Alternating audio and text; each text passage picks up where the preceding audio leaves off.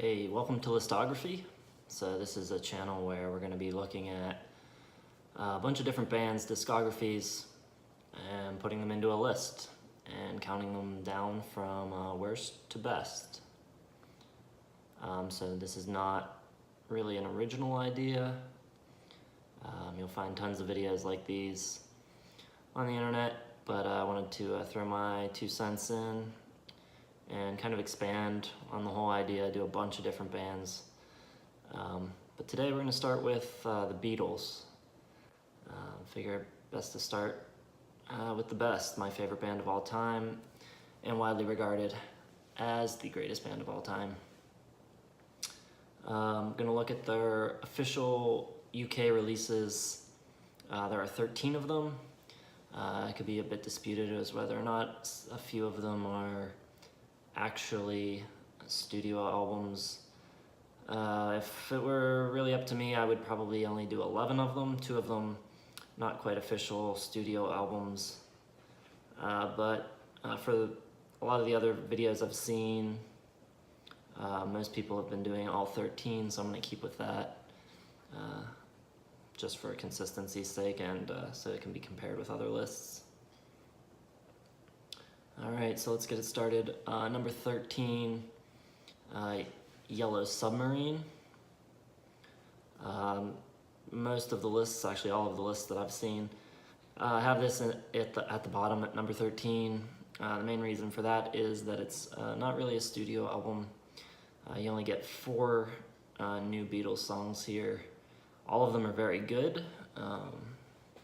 Based on only those 4 songs, maybe it would be a bit higher, but you get 2 other songs that we've heard before, Yellow Submarine, which is on Revolver, and All You Need Is Love, which was released as a single and is on Magical Mystery Tour. And then side 2 of the album, you just have George Martin's orchestral film score. So the songs here that are new are very good. Only a Northern Song. It's kind of a trippy psychedelic George song. You got lots of blaring horns and sound effects. The lyrics are cool. It's kind of an underrated song.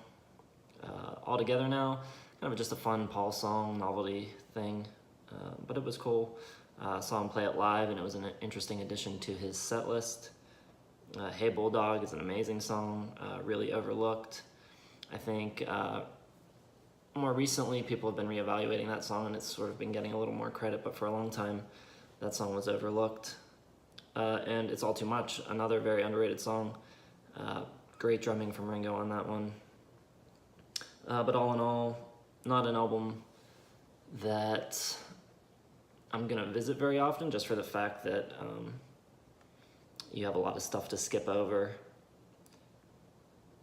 So moving on, number 12, I'm gonna go with Beatles For Sale. So out of their 11 actual studio albums, this is probably my least favorite. Reason for that being, there's a lot of cover songs here. 6 of the 14 tracks are not Beatle original songs.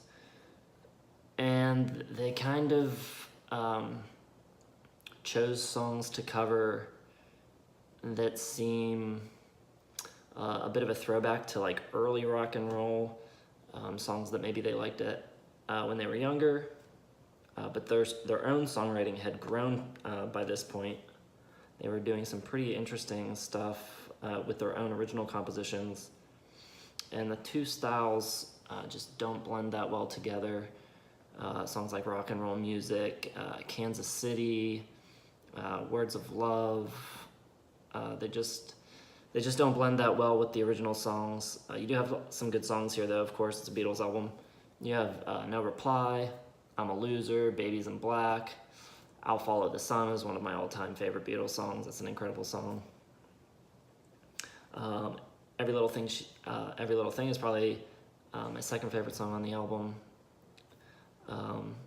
What You're Doing is a great song, has an awesome 12-string riff, good melody, good lyrics, but all in all, it just doesn't really jive cohesively with the covers, and that ultimately lowers it on my list a bit.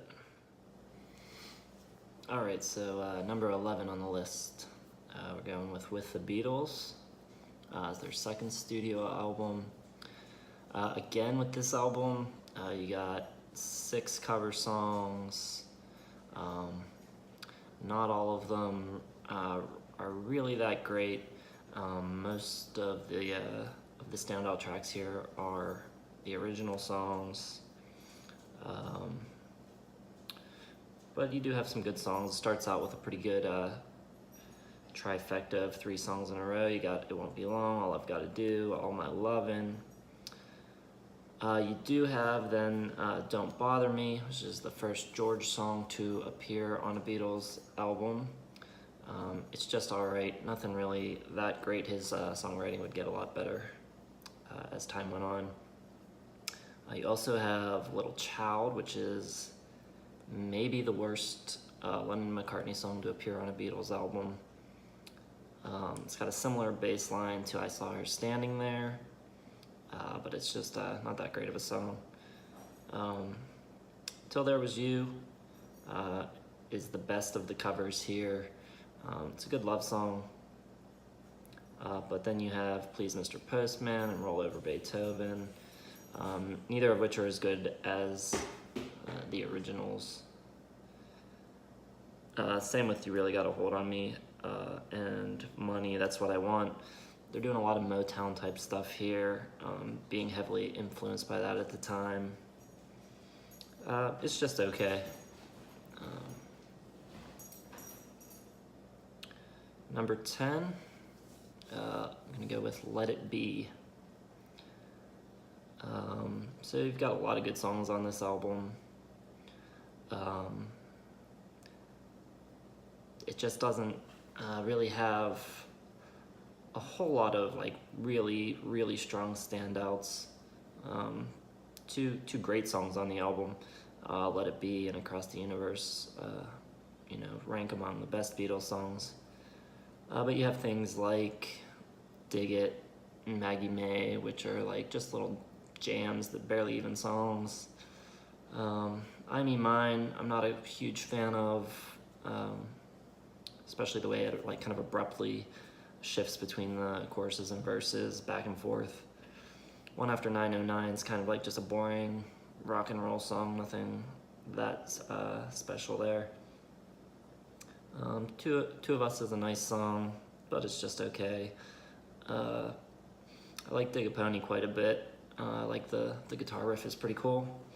So this album is kind of a mixed bag. You got Get Back. It's kind of an overrated song if you ask me. So growing up in Pittsburgh, we had a radio station called DVE. And they actually didn't play that much Beatles, but one song that they would play by the Beatles a lot was Get Back, which I thought was kind of like, if you're gonna play the death out of any Beatles song, that wouldn't be the one I would choose. Number 9, going with Please Please Me, the Beatles' first album. A lot of good songs here. Sort of start to get up into the albums where almost every song is really good. There's a lot of Beatles albums that are like that. You got I Saw Her Standing There. Misery is a cool song. Anna is a cover, but it's a great song. There's some great lead guitar work on it. Chains is kind of a fun, catchy pop song. Not a big fan of Boys or Do You Want to Know a Secret or Taste of Honey. Those are kind of maybe the 3 tracks on the album that are misses. But pretty much everything else is really good. You got Twist and Shout at the end. I'm not a huge fan of it as a song, but the vocal performance on it is, iconic and amazing. So moving on, number 8, I'm gonna go with, and this might be where I get into some controversy. Number 8, I'm going with Sgt. Pepper's Lonely Hearts Club Band. A lot of times you'll see this, maybe number 1 or at least in the top 3 or top 5. It is a great album. It deserves, all the great things people say about it. Production-wise, it's amazing, groundbreaking. I just think if you break the songs down to their simplest form, if you were to play these songs on acoustic guitar and vocals, maybe they just don't stack up quite as well with songs on their other albums. She's Leaving Home, I'm not crazy about that song. It does have a really nice melody. I don't love the lyrics.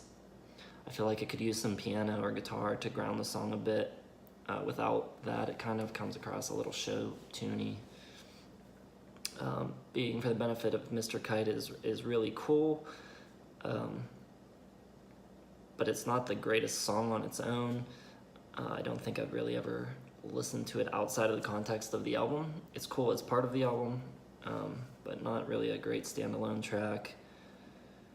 When I'm 64, I kind of feel the opposite way about. I think it kind of feels weird within the context of the album, but I do like it on its own.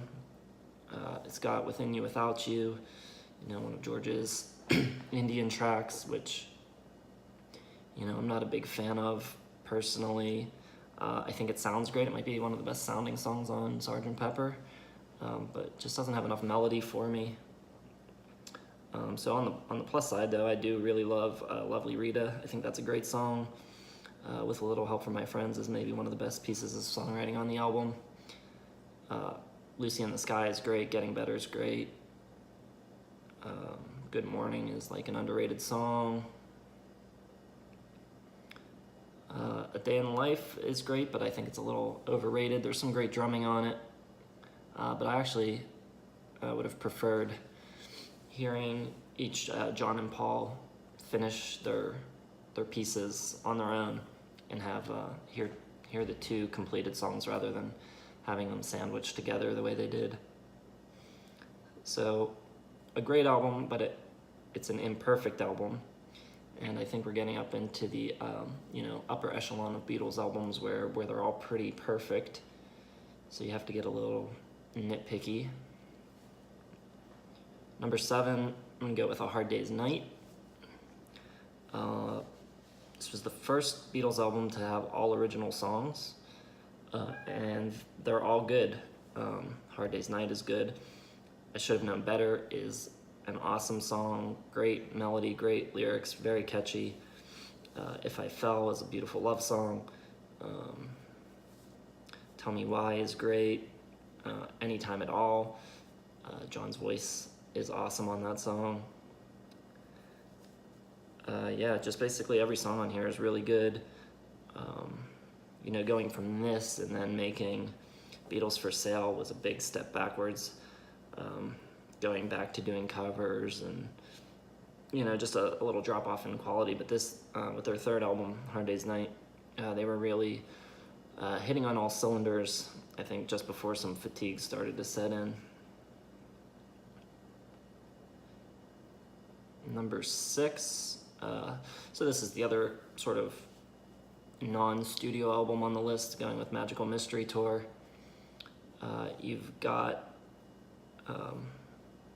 what was released as a double EP in the UK originally, and then when they released it in the US, they issued it with some other singles. They got the Strawberry Fields, Penny Lane single, Baby You're a Rich Man, and All You Need Is Love were grouped in with these tracks. So the songs that were on the original EPs were Magical Mystery Tour, Your Mother Should Know, I Am the Walrus, Full on the Hill, Blue Jay Way, and Flying. And then all of the other songs had been issued as singles, Hello Goodbye, and these other songs that I mentioned. Song for song, it's pretty incredible. But maybe I docked it a few points for not really being an album. If you stick Strawberry Fields and Penny Lane and Hello Goodbye onto any batch of songs, you're gonna, have an amazing album. Magical Mystery Tour, though, really an underrated song. One of my favorite Beatles songs, actually. Great bass playing on it. It's a very cool song. Full on the Hill is great. and Baby You're a Rich Man is a very overlooked and underrated Beatles song.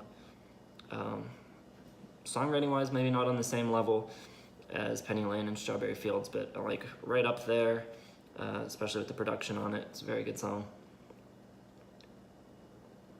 All right, getting into the top 5 now, going with Help. So after Beatles For Sale, they scale back the cover songs again. They only do 2 covers here, one of which works really well. I love Act Naturally. It's a great cover. I love the Buck Owens version, and I love the Beatles version. I think both are good. It's the perfect song choice for Ringo. The other cover, though, doesn't work at all. One of my least favorite Beatles songs.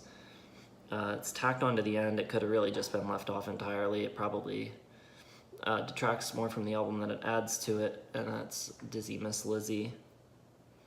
But as far as the original songs go, you've got a big step forward and a big improvement from Beatles For Sale.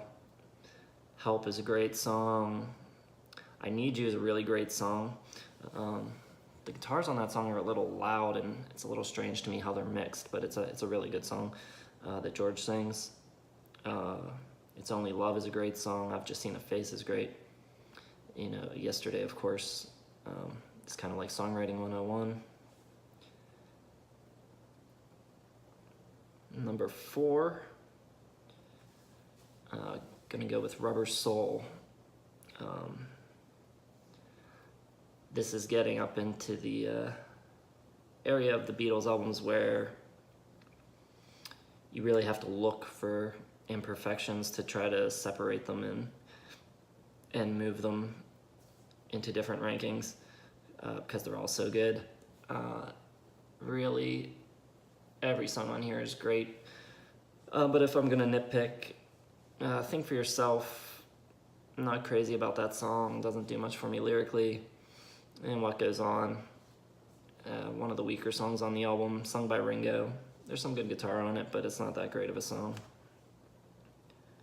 But as far as great songs go, you've got Drive My Car, Norwegian Wood, Nowhere Man, of course. Great bass playing on that song. Super layered, incredible sounding vocals, cool guitar solo. Michelle and Girl are kind of interesting additions to the Beatles catalog. If I Needed Someone is a great sort of like birdsy George Harrison song. Has some interesting lyrics on it. All right, number 3, going with Abbey Road.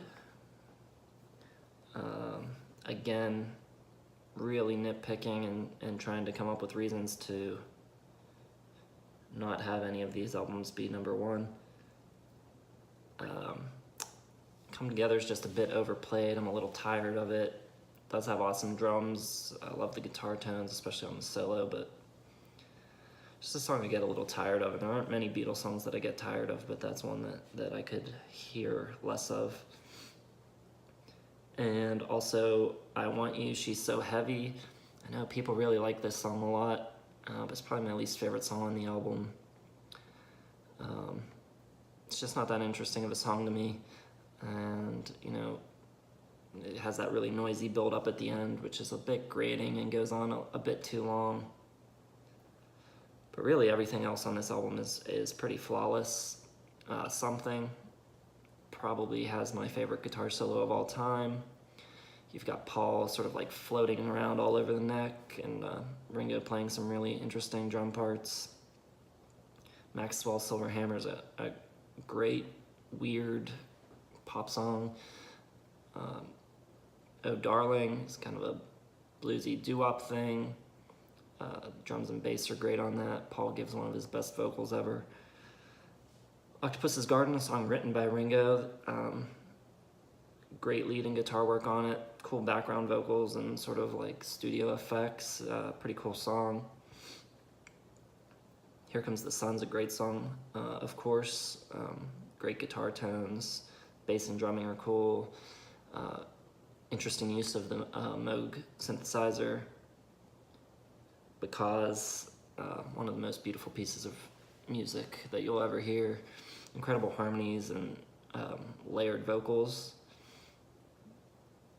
And then of course you have the medley. And the medley would be kind of like a continuation of what they did with the White Album in a way, where you kind of just like throw all these scraps together, and by recontextualizing them in that way, you kind of elevate all of them. It's a great way for them to go out and end the recording career of the Beatles. So yeah, it's a great album. Number 2, Revolver.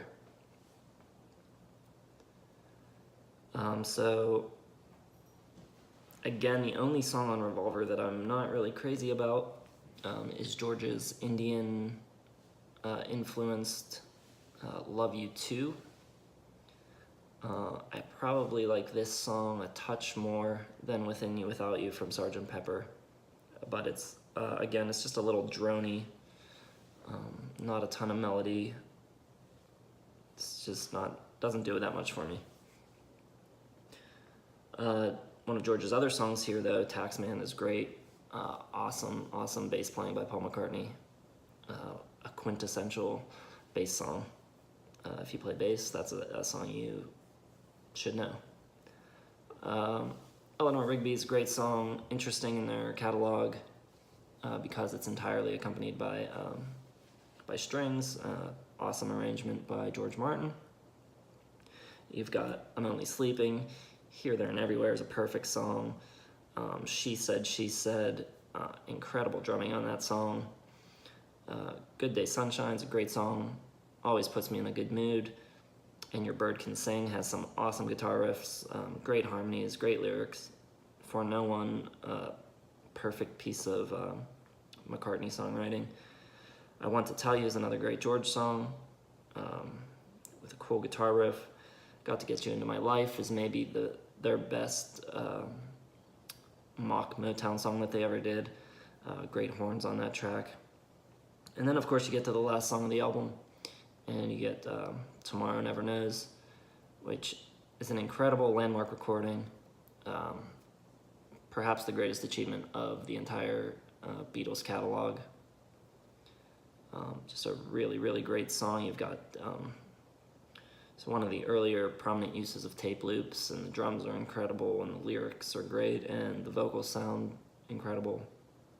It's just a masterpiece song. And so that leaves just one left, the White Album. And sort of alluded to this earlier when talking about the Abbey Road medley. You've got a real sort of hodgepodge of songs and ideas kind of thrown at the wall here. And while this album may have some of the most glaring holes or skippable tracks, you may say, of any Beatles album, things like Revolution Number 9 and Piggies, you have some strange things here. But the reason that it's number 1 is because it all works so well together as a cohesive thing. It's like a musical collage in a way, like everybody throwing their ideas together in a pot.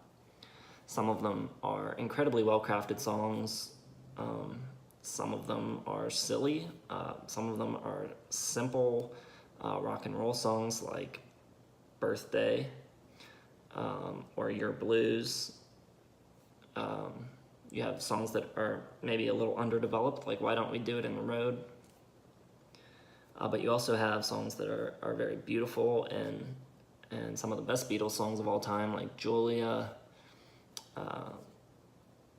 Martha My Dear, While My Guitar Gently Weeps. You really have a little bit of everything on here, and it flows beautifully as a cohesive, even if disjointed, record. A lot of people think that they should have condensed it, cut songs out, and kept it to a single album instead of a double album. But I think that entirely misses the point of what makes the White Album so great.